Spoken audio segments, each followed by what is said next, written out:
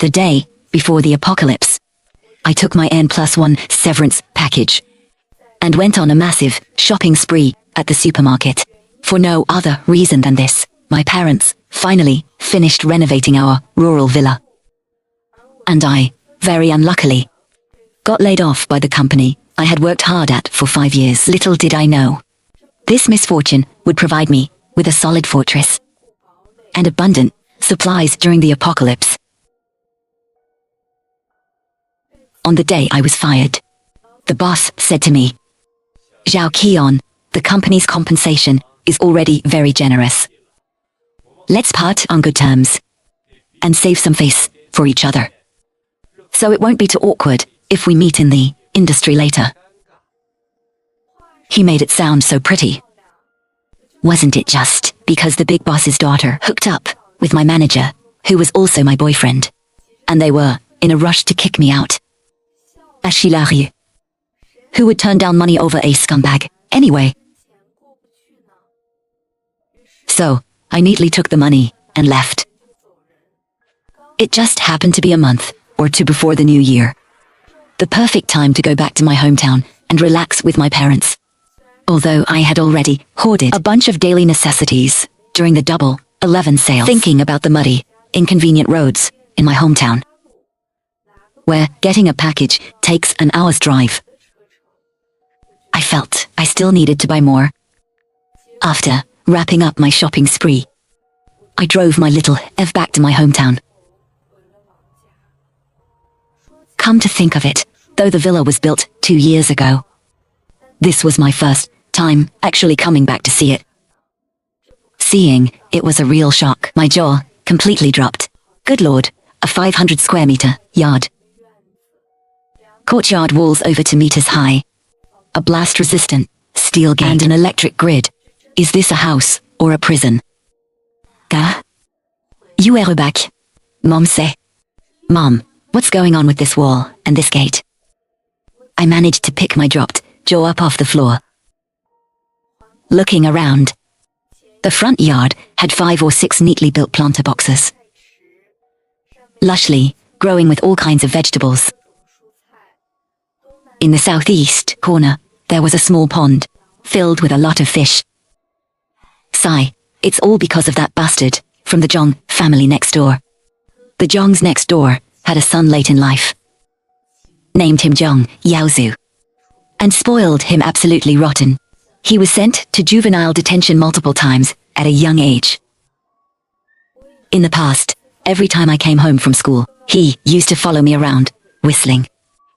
Later, he was sentenced to 5 years for intentional assault.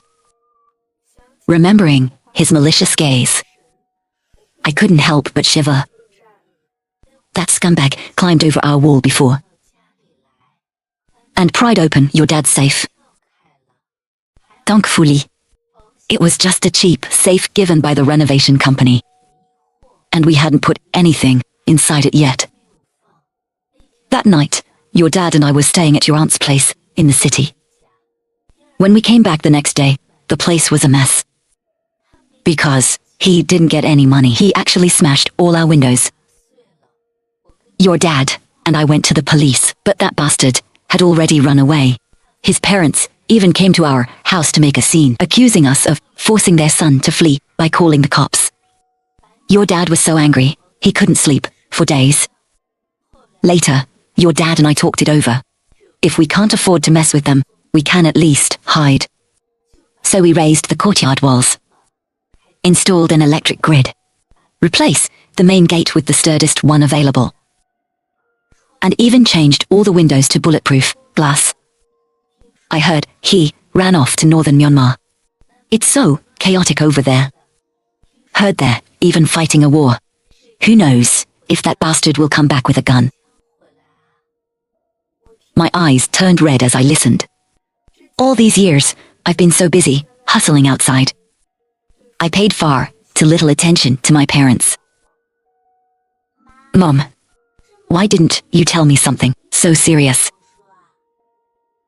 If I knew that bastard got released, I would have moved you guys to the city. Where's Dad? Why don't I see him around?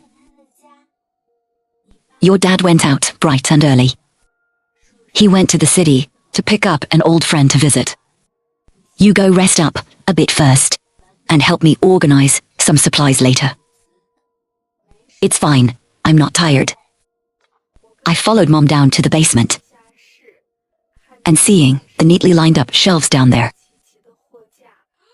my jaw dropped for the second time today. The shelves were densely packed with bulk bags of grain, cooking oil, rice, noodles, and all sorts of daily necessities. Toilet paper, toothpaste, toothbrushes, shampoo, body wash, etc. Even my preferred brand of sanitary pads filled up an entire shelf. I also saw several large chest freezers in the corners and a huge pile of unopened delivery boxes on the floor. Mom, why did you buy so much? Well, there were big sales online, right? It was so much cheaper than buying from the stores in town. As you know, we are hosting our housewarming banquet right after the new year. Prices for all these things will shoot up around the holidays. So it's better to stock up now while there are discounts. The two of us kept our heads down organizing until noon. After lunch, Dad still hadn't come back. So Mom took me to clean the second sublevel basement. There's no AC on the second basement level, only a fresh air ventilation system, so we didn't store any food down there. Just some of Dad's tools and farming equipment. Since there wasn't much there, we just tidied up a bit. Seeing the time, Mom went to prepare dinner. And I went back upstairs to take a nice, comfortable shower. Once I was settled in, I grabbed my phone to scroll through some videos, only to see massive headlines on a short video platform. Zombie assiégé. The apocalypse is here. An unnearous symptom is spreading in our city. Citizens are advised to take precautions. Do not go outside unless absolutely necessary. Various gory and terrifying videos of zombies attacking people popped up one after another. I was still thinking to myself, it's December, not April Fool's Day.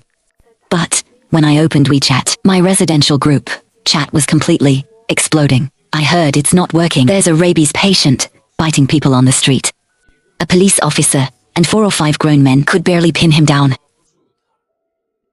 It's zombies. They're zombies. That resident in Building 6 has mutated. He just bid the security guard at the gate, hurry up and go home. Don't go out anymore. Message after message. Video after video. I was forced to believe that the apocalypse was really here. I was just about to call Dad to tell him to come back, when I heard the sound of a car horn outside. Dad, hurry inside. It's dangerous outside. There are zombies biting people.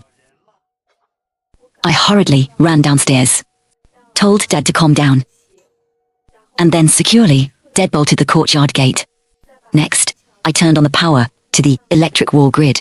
Back inside the house, I locked every single window and drew the curtains. Years ago, when Mom was working under high stress, she developed mild neurasthenia. She couldn't sleep if there was even a sliver of light. Because of that, every curtain in the house was 100% blackout. After securing everything, I went back to the first floor. Mom was trying to comfort Dad. Dad drank a glass of water and slowly opened his mouth. This morning, I first went to the shipping station to get a package, then drove to the highway exit to pick up Lao Li. I was sitting in my car and saw his car pulling up. I figured once he came through, we'd drive back together. Who would have thought that while stopped at the toll booth, Lao Li suddenly lunged out of his car and bit straight into the toll booth girl's neck. The blood sprayed everywhere. That poor girl stopped breathing right then and there. Later, other workers rushed over, but none of them could hold him down. Lao Li was riddled with illnesses. Even if he were 20 years younger, he shouldn't have had that kind of strength. That's why I immediately thought of the zombies in the movies. Dad, not Jiangxi vampires, they're zombies. Oh. Right, zombies. After finishing his story, Dad covered his face and wept bitterly. His dear friend of many years dying right in front of his eyes in such a horrific manner. It was truly heartbreaking. Première guess at that. Uncle Lee must have been attacked at a rest stop. Because the nearest rest area to our highway exit. Où est-ce à driver? Judging by this situation, by tonight, at the latest, zombies would definitely appear in our area. There was no time. I immediately got up and went to the second floor living room, dug out my old college laptop and an old TV we had phased out, and pulled my dad out of his grief. I had him hook up the security camera feeds to the big screen. Then I ran down to the basement, rummaging through Dad's tools, looking for anything that could be used as a weapon. After searching for a long time, I only found one axe and 2 machetes that were barely usable. Then, my eyes suddenly landed on the 20-odd jugs of strong baijiu liquor sitting nearby. Dad had saved these to entertain guests during the upcoming housewarming banquet. I pulled over a small handcart, moved the liquor upstairs, and following what my chemistry teacher taught me, I crafted several makeshift Molotov cocktails. I wanted to test their power, but feared the noise would attract unwanted attention. Sud-Ouest Première Eldof. When I went back to the second floor, I found Dad had already finished connecting the wires. The security footage from all angles appeared clearly on the screen. I did a quick inventory of our supplies. Dr. Mum. We didn't have to worry about food at all. The food stored in the basement was enough to last us until the year after next. Plus, we had a massive vegetable garden. As for water, our house had 3 water intake pipes. One was the village's tap water, which we couldn't rely on. It would definitely stop flowing in a few days. Another was groundwater from the spring right behind our house. The water was crystal clear, and we usually used it for cooking. The last one was a pipe bringing down spring water from the orchard. Dad had also dug a well in the vegetable garden, which we used to water the plants. As for electricity, right when the villa started renovations, a distant relative who sold solar panels came knocking to make a pitch. Mom wasn't home at the time, and Dad, in a moment of confusion, let them install it. I can't believe it's actually coming in handy now. Who would have thought it would save our lives? Thinking of this, I quickly asked Dad to connect the solar panels directly to the house's main breaker. No, we lacked nothing for basic survival. All that was left was to brace ourselves for the apocalypse. By the time everything was set, it was already 8 p.m. After finishing dinner, our family camped out in the second floor living room, staring at the security monitors. Our house is located in a rather remote area, quite a distance from the main road. No zombies had appeared here yet. We didn't have many relatives to contact either. Both my parents are only children, and my grandparents from both sides passed away long ago. Justine Caz. I gave my in advance. Human nature is unpredictable. We can save one person, but we can't save a crowd. In this apocalypse, protecting ourselves is the top priority. We absolutely must not invite wolves into our house. Both Mom and Dad nodded in agreement. I went to my room, dragged out my gaming chair, and agreed with my parents. Starting tonight, I would take the night shift, Dad would take the day shift, and Mom would be in charge of cooking and daily logistics. After the plan was settled, I shooed them off to bed. That night, while watching the monitors, I was scrolling through videos. People online were either begging for help and supplies, or just chasing clout with fake stunts. Suddenly, a post caught my eye. The author was named Slacking News Dog. The post analyzed available data to suggest that this zombie outbreak was global. It had already erupted in Western countries long ago. Our country only held out this long because the pandemic had severely reduced international flights. He claimed he noticed early on that zombies were appearing abroad, but on foreign websites, those videos were written off as pranks or staged clips. Nobody believed them, and no authorities took action. He said he had been in agony, knowing the sky was about to fall. Yet, people not only disbelieved him but called him crazy. Then qu'un survivor tribe post a picture of a warehouse fully stacked with supplies. They even posted their address underneath, at a certain university in our city, calling for survivors to gather together, fight the zombies collectively, and rebuild our homeland. I shook my head. Too naive and dramatic. A few idealistic students good at armchair strategy wouldn't survive long. Besides, who could guarantee that everyone joining them would share their passionate, selfless desire to help humanity? An innocent person gets into trouble because of their wealth. A bunch of students who don't know the evils of society possessing so many supplies and letting everyone know about it. It was a huge mistake. Sieg. I could only silently pray for them in my heart. The night passed peacefully. It wasn't until dawn that I heard my mom's anxious voice. Zhao Qian, your dad has a fever. Witnessing a zombie mauling a person with his own eyes, coupled with the high mental stress. Even a young person would collapse under that, let alone my dad at his age.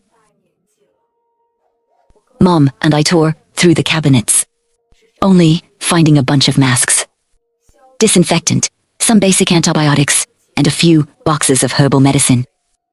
Since the pandemic ended, we hadn't bought fever reducers in a long time. We didn't even have basic cold medicine. Mom had no choice but to continuously wipe Dad's body with a wet towel to bring his temperature down. Finally, Dad's fever broke, and I breathed a sigh of relief. Then I went to the vegetable garden, picked a handful of fresh greens, and cooked a pot of vegetable porridge for him.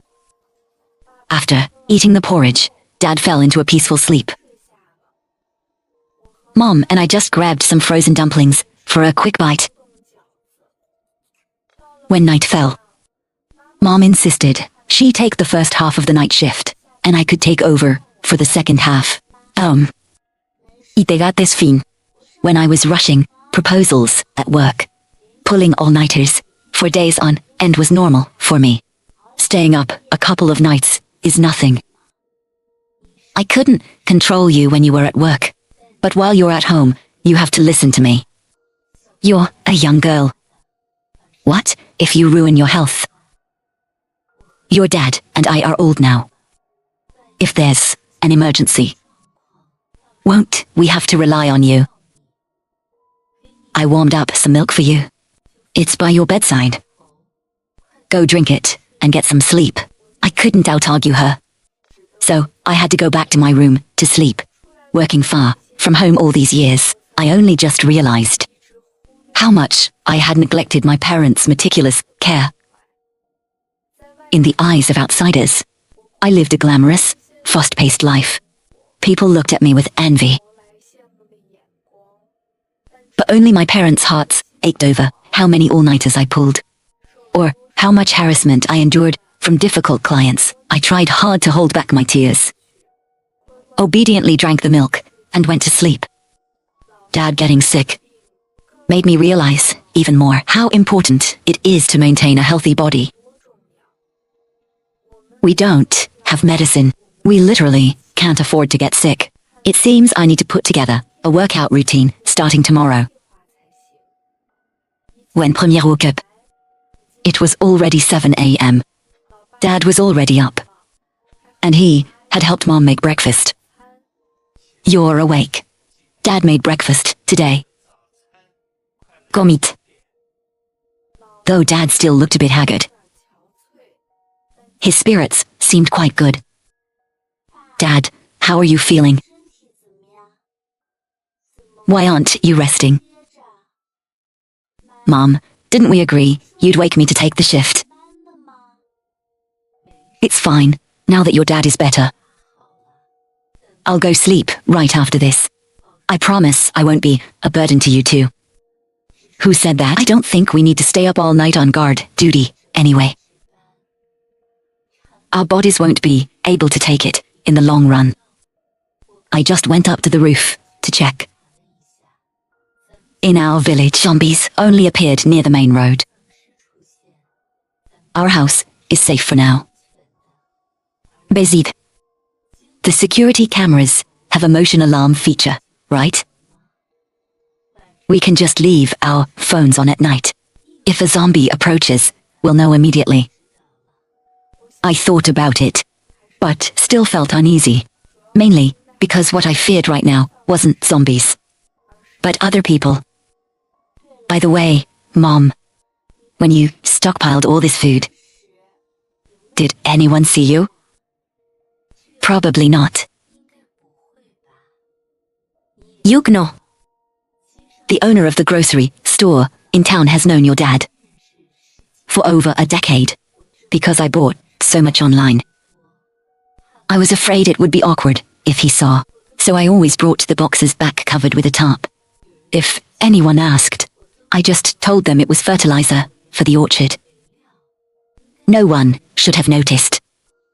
That's good. After breakfast, I urged my parents to go rest. I sat in front of the monitors and reopened the post I saw the night before last. The author, News Dog, hadn't replied to anything. But the comment section for Survivor Tribly Chaotic. The comments were full of accusations and curses. It seemed people really did trace the address to find them, only to be turned away at the door or robbed of all their own supplies. One guy complained his girlfriend was allowed inside, but he was barred from entering. It looked like some ruthless groups got there first. It's highly likely that the original naive students had already been overpowered. Whoever was occupying the school now, I couldn't tell if they were men or monsters. Suddenly, I smelled smoke. I couldn't see anything on the monitors, so I cautiously peeked through the curtains. It looked like the village was on fire. Thick smoke billowed, and flames lit up the sky. I hurried up to the third floor, and saw the fire was centered at Old Mute's abandoned house. A ton of zombies were swarming towards that direction. At the same time, I heard a lot of people screaming for help.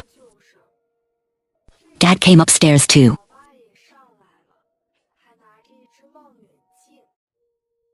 I grabbed the binoculars and spotted a blonde guy darting out from the alley behind Old Mute's house.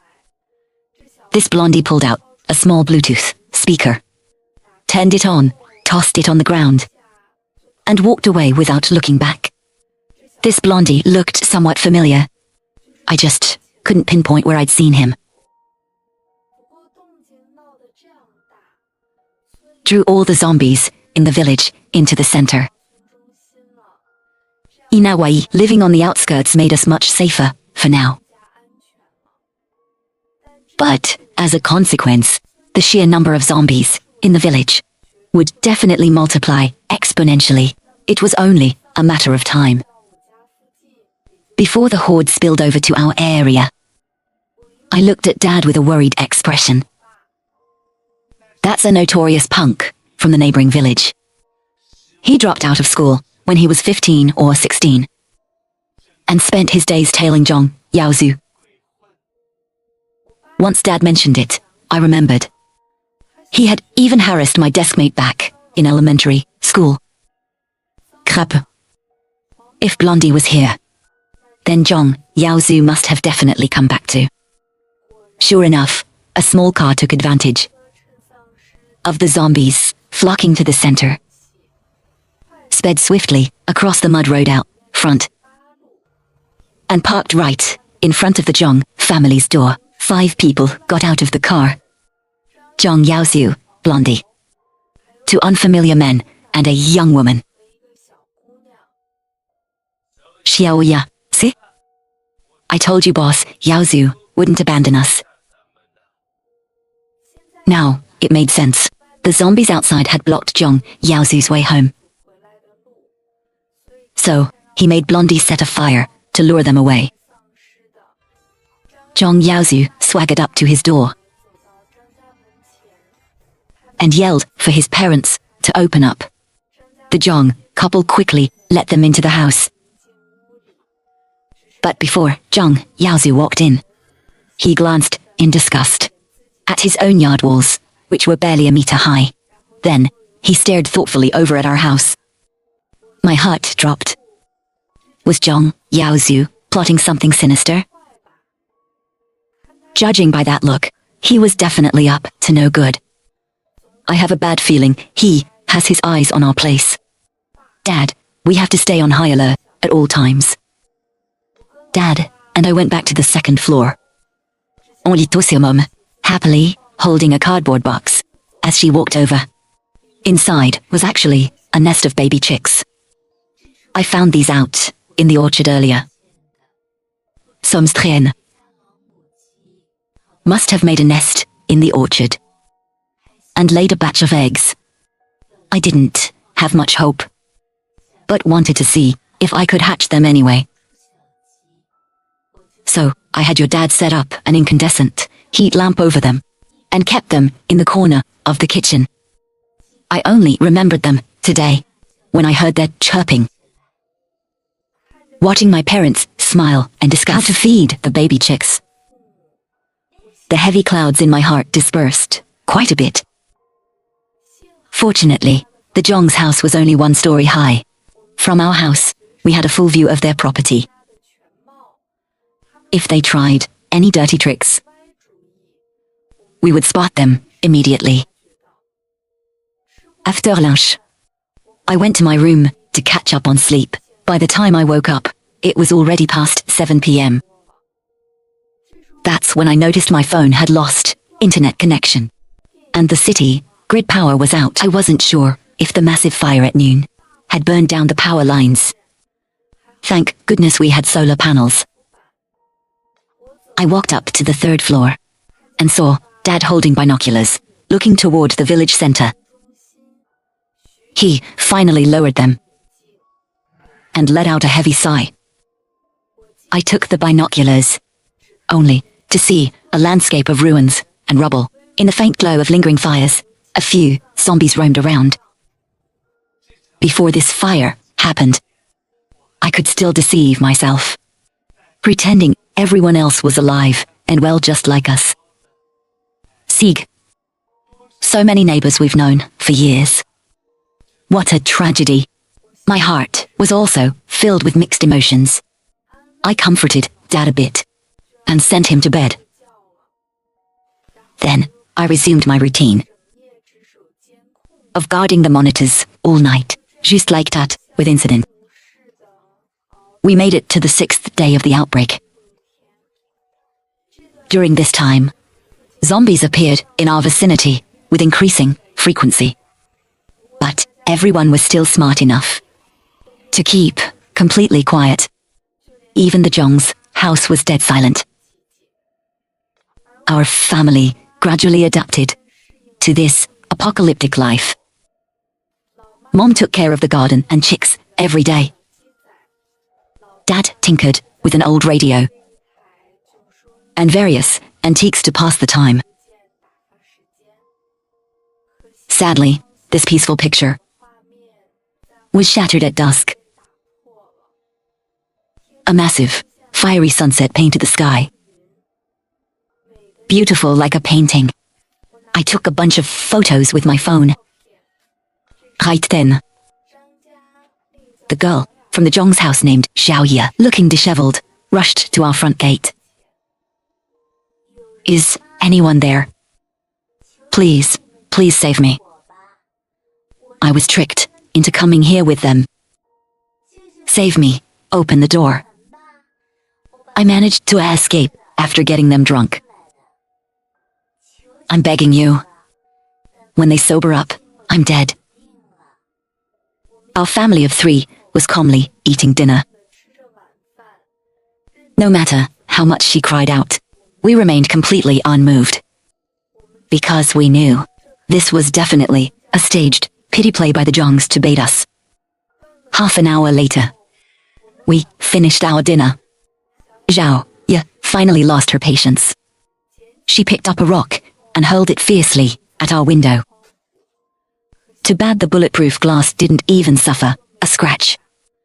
She turned around resentfully and walked away. Not long after, the Zhong's doors and windows flung open. Fragmented voices drifted over. Mom, Dad. Are you really sure they have food and supplies? Xiao Ye cried her lungs out for half a day, and nobody even answered. I'm positive. Starting last month, the Chun couple were dragging huge bags and boxes into their house.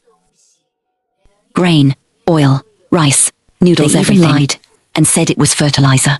Who the hell brings fertilizer inside their living room? And when their daughter came back,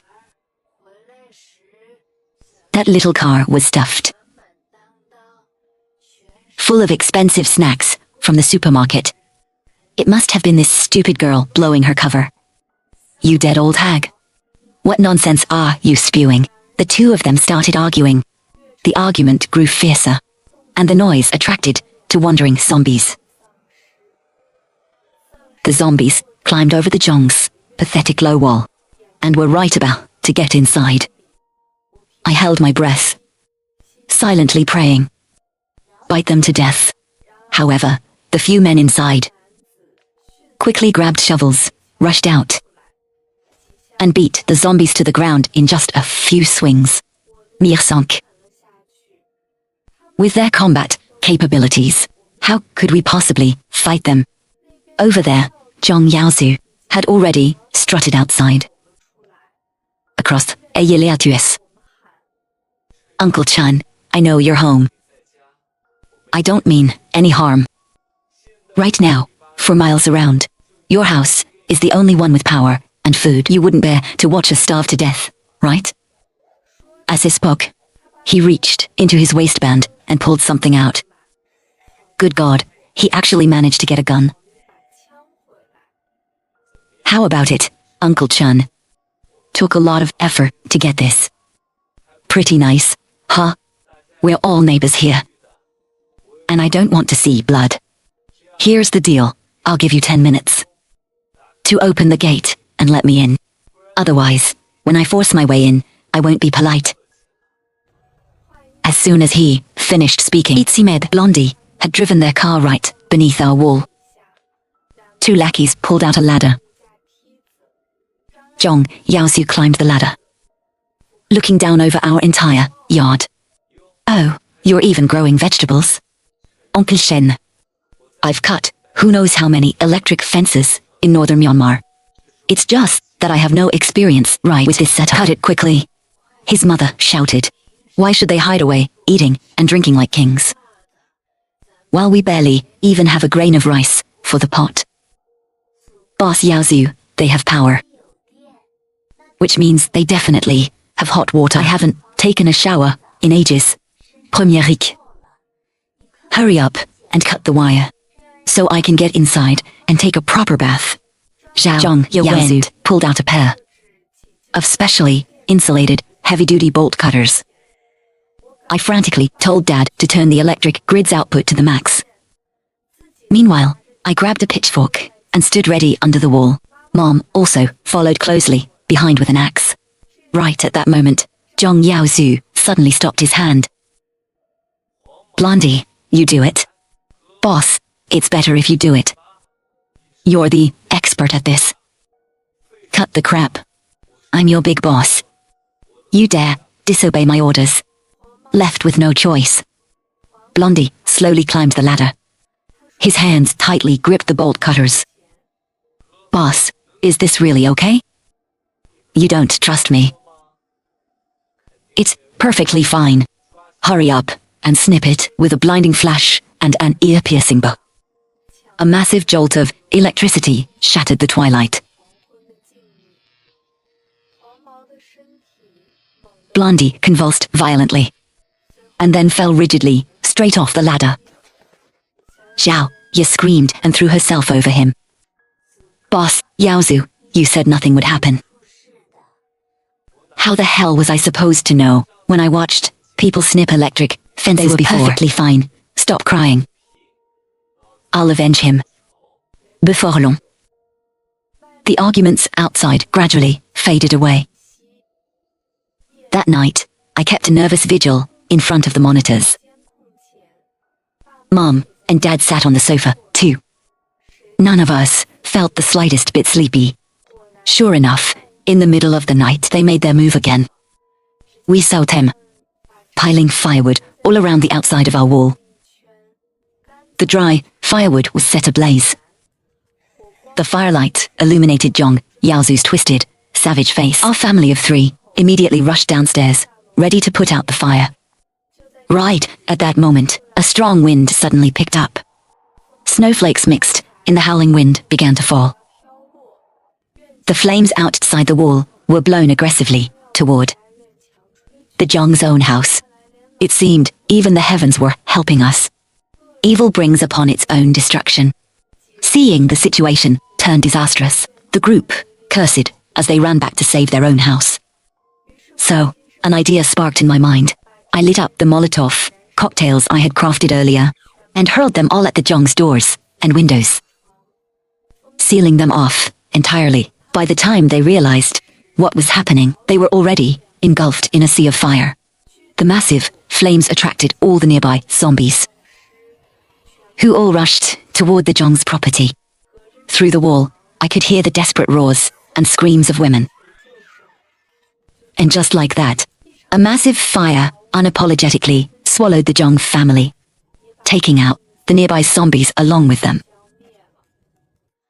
My parents and I let out a long sigh of relief. The rock that had been hanging over our hearts finally dropped. It was finally over. I hugged my parents, crying tears of joy. I slept peacefully for the first time in a long while, sleeping all the way until I naturally woke up. I walked into the yard. Mom was in the kitchen making food, and Dad was out in the garden pointing and gesturing. In the spring, we'll plant tomatoes here and build trellises for beans over there. It'll be a year of good harvest. Yes, a timely snow promises a good harvest, as long as our family stays safe together.